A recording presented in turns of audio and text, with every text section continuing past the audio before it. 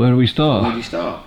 Well, custom bike built by Warrs, obviously heavily engraved. I'm not even sure what model it started life as. It's on their website. It's called the Valentine Springer.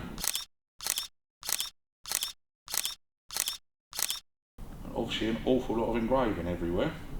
I don't know what you call those spokes. They're not candy twists. They're like solids, aren't they? Unfortunately, it's been left outside. It's got some rust on it, but get off what we can. It's 2002 by the looks of it. Hasn't run for a long time. Fuel injected model.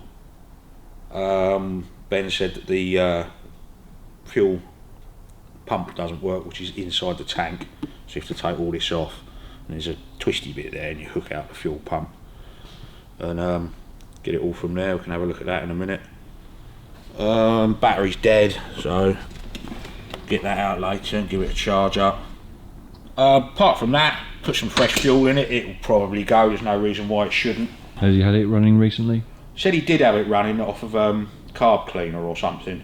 It clearly starts and runs, but we'll just have to get the fuel pump and everything working. You can't kick one of these over or anything. You just got to wind it over. Just go through it basically, check it all out. I just noticed the handlebars are a bit loose, so give that a check out. Clutch lever's busted, so if you want a new lever. So well, you don't know what model it started off as? I don't know. It's a softail clearly. It's got a Springer front end. So they made so many different models. I really don't know. Look at all those flukes on those cylinder fins. Maybe you can buy them like that, I don't know. It's pretty uniform, so you'd think that was done by a machine, wouldn't you? Hmm. It's got like the two doves there, look, a skull there. It's got the Super B on the clutch cover, on the Derby cover. Yeah, it's just a pretty weird old thing, isn't it? Haven't seen one like this. No. After all the green machines. Yeah, a bit different from a military one, isn't it? Oh look, talking about noise things, look.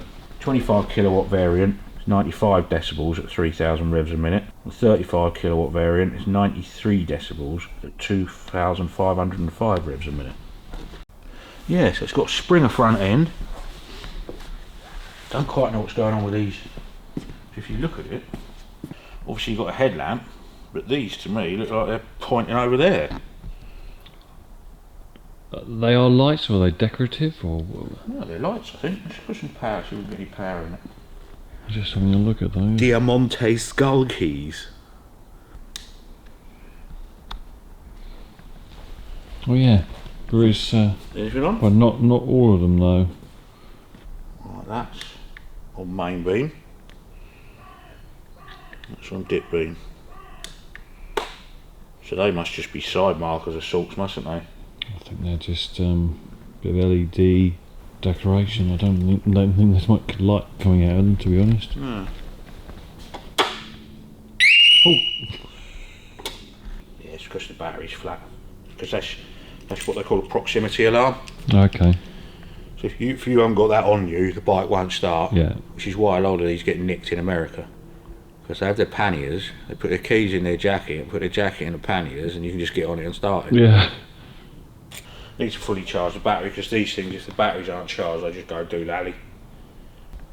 This tank here has all come loose, but if you see that, it's got LEDs in it to tell you how much fuel's in it. Okay. But apparently it was 60 grand to get it built. Yeah, like I say, it's a bit different from a green one, isn't it? Your cup of tea, is it? Nah, I quite like the shape of the bike as such. Yeah. You know, the sort of bobbery look, but nah, it's just too bling for me, if you know what I mean. I mean, the good thing about the softails is, see, that looks like that. Looks like a rigid frame, doesn't it? You stand there and look at it. Yeah. It pivots. There's a nut down there. So that whole rear section of the frame, where it looks like it's a rigid frame, it isn't. It's got springs and shocks underneath. Yeah. What they call a softail. See it moving at all?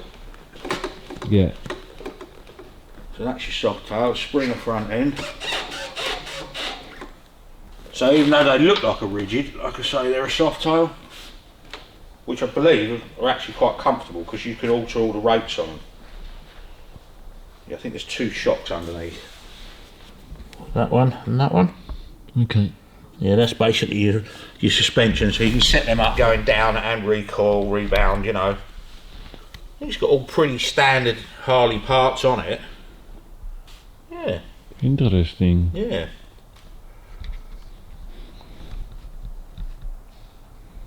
It's the tallest motorbike in the world. I don't know what year it is. It's mid-70s anyway. Right, Kawasaki KH750. Call them the Widowmaker. And why do they call it the Widowmaker?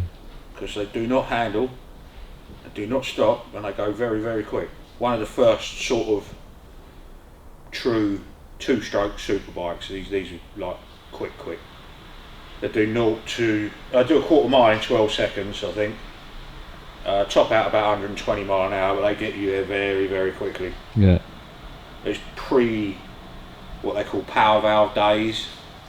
So like your RD350s, the later ones, you'll have what they call YPVS, which moves, I think it moves the inlet manifold up or down or whatever.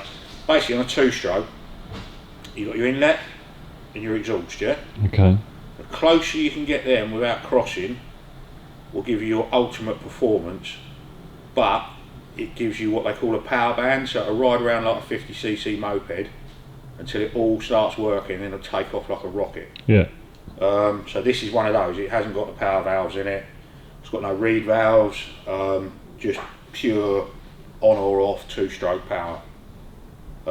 You can bumble around on them on low throttle and they'll go all day long, but when you crack it open, they do go.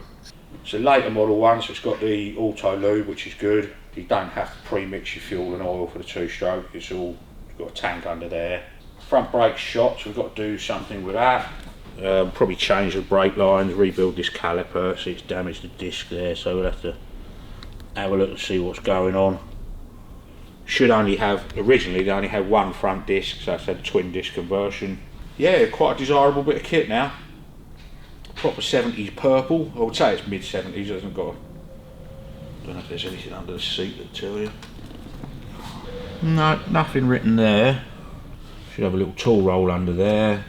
I would say it's all fairly original. I think the H2E there will tell you what model it is and what year. I know it is a later one, it's just got the oil tank window there. That isn't original, it's just a bit of metal welded to the frame, so I'd say the engine's been out of it at some point and been rebuilt, possibly. So they had a habit of blowing up the middle pot, because the outside two get most of the cooling, and the middle pot doesn't get as much cooling, so it overheats and burns the middle piston out. Yeah. So what you normally do is set them up a bit richer, what they call a lazy pot. So you set them up a little bit richer on the middle pot, just to compensate for more oil in there, keep it a bit cooler, that's all. Yeah, like I say, front brake, just give it a once over, health check again, you know. Silly things like adjust the clutch up. I think they're self-generating. You could probably kick that without a battery in it and it would go. Carbs will have to be stripped out, it's been sitting for so long. Trouble with 2-stroke oil is it just congeals worse than normal petrol does. It just goes to a solid lump in all the jets and everything. So it'll be carbs off, clean them, take the air filter out, clean out the 2-stroke tank, make sure the auto lube's working properly. That's all it is in there. You've got a pump in there that feeds your 3 carburetors, and as you open the throttle it opens the pump. Yeah. To let your 2-stroke oil into the mix. So yeah, it's got vacuum operated fuel tap. As you can see, all the pipes have gone hard and they're broke off. All sorts of stuff, so it just needs looking at, you know. It's got the original exhaust, they cost a fortune now. It's probably a 20 grand bike now. You said it had some wiring issues, but I noticed there's some wires around here, look. So I've got to try and sort of work out what's going on with that lot. Bits of masking tape around it don't do the trick, does it? So, just got to have a look at that. A couple of new different kinds of projects. Yep, it's only done 11,000. Probably ready for its second engine rebuild. Depends how much people rag 2-strokes, you can ruin them very, very, very quickly. Is that a steering dampener on the side? Yes, yeah.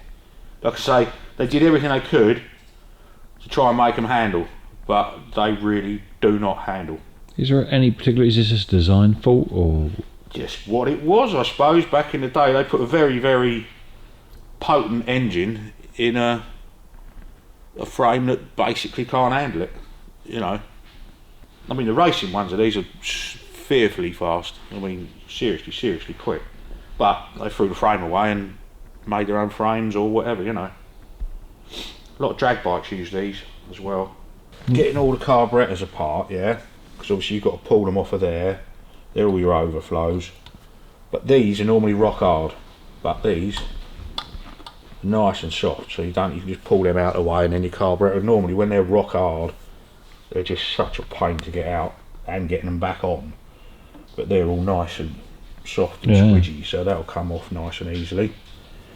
Speedo cable's missing, that goes in through there, through that grommet. It's not the right grommet, it should have a different shape on it, because the cable comes out here and goes back under there up to the Speedo. So we can source one of those for him.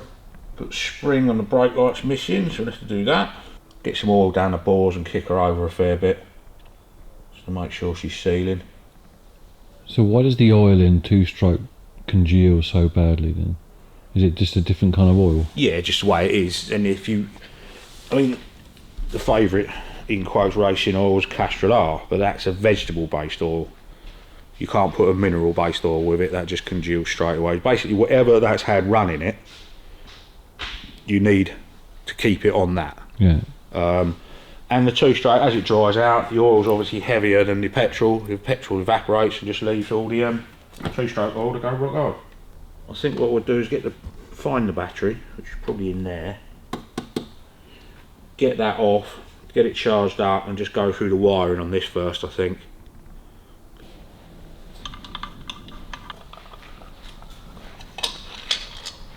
Right, so that should cover. So you've got your throttles going to the 3 carburetors, yeah? And you twist your grip. That one, there. So that's your oil feed in. Mm-hmm. You've got 1, 2, 3 going to the 3 carburetors, and as you accelerate, look, see that open? Yeah. So that's letting the oil, a certain amount of two-stroke oil, bypass from there through this pump to those 3 that feeds the carburetors. Because you need the two-stroke oil is your cooling as well as lubrication. Two-stroke doesn't have valves, it's not a 4-stroke. All the valves are in ports down the side of the barrels and stuff. Definitely leaking oil, there's no oil in it. 3 chokes, again you've got a choke handle up there, look. That should stay, it shouldn't be spring loaded like that, it should stay, so there's a lock washer missing out of there.